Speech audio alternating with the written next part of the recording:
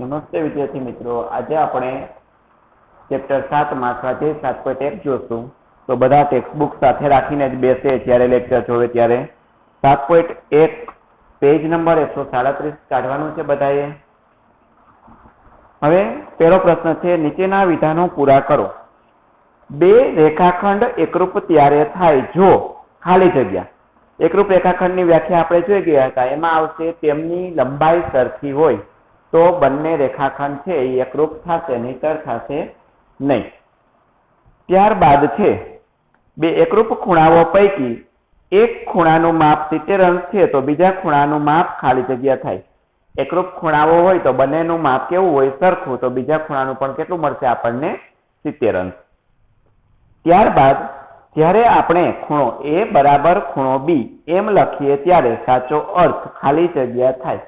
ખૂણાનું માપ હોય એટલે ખૂણાને આ પ્રમાણે લખવામાં આવે છે, માપ ખૂણો A બરાબર માપ ખૂણો B. માપ હોય છે ખૂણાનું એટલા માટે એમ લખવામાં આવે છે. એમ એટલે માપ અને કોણ એટલે આ ખૂણાની નિશાની. ત્યારબાદ બીજો પ્રશ્ન, એકરૂપ આકારના બે ઉદાહરણ રોજિંદા જીવનમાંથી આપો. એકરૂપ આકારો હોય એવા બે ઉદાહરણ આપણે રોજિંદા જીવનમાંથી આપવાના છે. તો એના માટે શું લઈ શકીએ? તો કે 5 રૂપિયાનો સિક્કો. તો બે 5 રૂપિયાના સિક્કા હોય તે સમાન જ હોય. 2000ની નોટ તો એ પણ સરખી જ હોય. એ રીતે આપણે જીવન જરૂરી ઘણા બધા ઉદાહરણ લઈ શકીએ. તમારી ગણિતની ટેક્સ્ટબુક 7મા ધોરણની, તો તમે 2 લેશો ટેક્સ્ટબુક તો એ પણ કેવું હશે? સમાન જ હશે. એ રીતે તમે અલગ ઉદાહરણ લઈ શકો.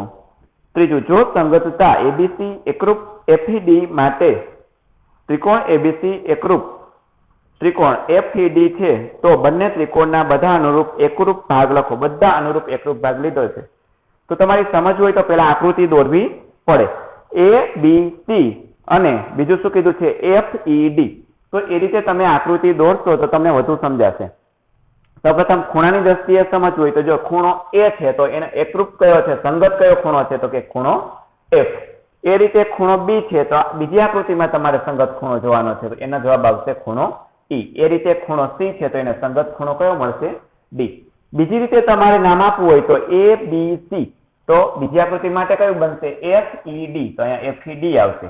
હવે A થી સ્ટાર્ટ કર્યું તો હવે B થી કરશું તો BCA. તો બીજા માટે શું થશે? EDF. તો એ રીતે લખેલું છે. પછી CAB તો DFE. એ રીતે સંગતતા મળશે. 3 ખૂણાઓ સંગત મળશે અને 3 બાજુઓ. તો બાજુઓ તો કે અહીંયા AB લઈએ તો આ ત્રિકોણ માટે શું આવશે? FE. એ રીતે BC તો ED.